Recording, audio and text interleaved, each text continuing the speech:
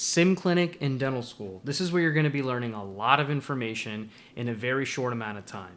So in this Sim Clinic survival guide video, I'll be going over my tips and advice with everything that I learned along my time in Sim Clinic. So stay tuned.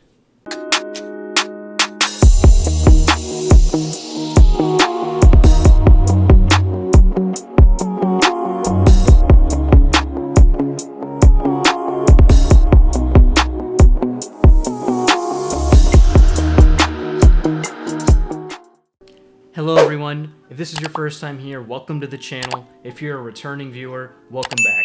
My name is Teham Saud and I am a third-year dental student at ASDO, aiming to make your journey in and out of dental school a success. Timestamps for the video are going to be right over here, so feel free to scroll along through any part of this video that you think is going to be most worthwhile to you. If you're about to take the DAT exam and you need more practice with the PAT section, definitely stick around for the end of the video where I'll be going over a very good new resource built for students that need more practice with it. So stay tuned. Dental school is quite unique in the fact that alongside your science didactic coursework, you're also going to be learning all the procedures and how to do them in the simulation clinic. So operative dentistry, where you're going to be learning all of the restorations and fillings that you have to be doing as a dentist. Fixed prosthodontics, where you're going to be learning everything about crown preps, root canals with endodontics, anything you can think of. Not only that, but there's also going to be didactic coursework for the procedures that you will be learning in the sim clinic. So I'm going to be sharing with you guys 5 tips that I think anyone can benefit from that's about to start sim clinic. The first thing is you definitely want to have some sort of review process. So before you even pick up a handpiece or go into the sim clinic, familiarize yourself with all of your operative lectures where they go over the dimensions, the shapes, the designs, everything that you need to know for the prep. You definitely want to have some sort of rubric that you can make for yourself. So if you're doing a class 2 preparation, you should write down what the pulpal floor dimension should be, what your gingival seat width should be, what the design shape should be. You can even draw out a little sketch of what the prep is supposed to look like. And before you start in the sim clinic, just have it in front of you and just keep referring to it as you're working. So it can really help you along the way as you're prepping for the first time to kind of keep yourself in check.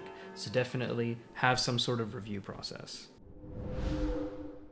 The second thing anyone should know that's about to start the sim clinic is to take all the advice and tips that you get from all of your faculty. You'll start getting a lot of advice from all of your sim clinic faculty from the very first day you step into the sim clinic. So one thing to bear in mind is to take in everything that they're telling you. Each faculty member has an immense amount of experience. They're required to have experience before they come into the sim clinic teaching students that are learning everything. So they're going to have different techniques and different methodologies approaching certain things, and you definitely want to learn all of it. So you need to figure out what methods, what techniques are best fit for you. So learn everything, try everything, and then stick with what you think is best for you. Taking a few pointers from different people is going to shape your own dentistry, and it's going to be something that you're going to take on much later, even after school. So definitely take in as much as you can from all the faculty. And the reason I'm going to stress on this even more is dental school ain't cheap. So you want to make use of every single dollar that you're using to pay towards for dental school, because even after dental school, you're going to have to pay more for continuing education and seminars and lectures with other doctors, and they're not going to give you this information for free. So make use of every dollar and every second you have in the sim clinic. The third tip I can give to anyone that's about to enter the sim clinic is to not compare yourself. I've said this before many times, and it's more important in sim clinic than it is for didactic material, in my honest opinion. And the reason for this is because when it comes to didactic course material that you're taking, written exams for, you're going to get an average. Your class average is this, and you're going to compare your grade to the class average to see how you're doing. With sim clinic, the grading is kind of pointless because you're either going to find out if what you're doing is clinically acceptable or if it's not. If it's not clinically acceptable, if you did that on a patient downstairs, it would not be a good situation. So everything that you're going to learn in sim clinic is going to allow you to make sure what you're doing is going to be acceptable in the main patient clinic. So What I'm getting at is if you compare what you're doing to what someone else is doing, it's not going to help you because you're not going to improve yourself. The only thing you should do is compare your own work. If you did a class 2 preparation for the first time, keep it. Keep every tooth you drill in sim clinic, because there's going to come a time where you're going to get so good and then you're going to look back at your work and be like, what is this? Like, you're going to improve so much in such a short amount of time. The reason for this is because with each subsequent course in sim clinic, the amount of tooth structure that you're working with increases. So if you're working on only one aspect of the tooth in one class, and then the 5th class you're working on the entire part of the tooth, going back to that first class is going to be a lot more manageable. So you're going to be learning a lot, you're going to get a lot better, and make sure you're only comparing your own work.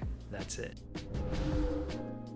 The 4th thing that I'd recommend for any incoming student that's about to start sim clinic is practice. So with anything, when it comes to even studying, you have to put the time in, and sim clinic is no different.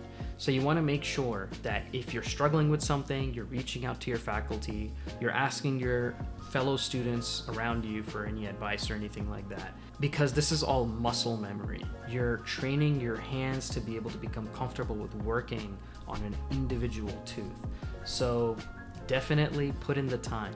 If you notice that you're done studying for the day or class ended early, and if you know sim clinic's empty, ask your faculty at your school, hey, can I go in and practice? There's nothing wrong with that. They're actually going to be receptive to that, hey, you're being proactive, you're putting in the time, you want to get better. So with the coronavirus, it was kind of tough for my class to be able to get those extra hours in the sim clinic because of the limited availability that we had for in-person learning. I actually put together my own at-home dental unit where I was able to practice everything at home. It helped me out a lot. So if you're interested in that, go ahead and check out this video where I went over all the components to kind of get this going for yourself.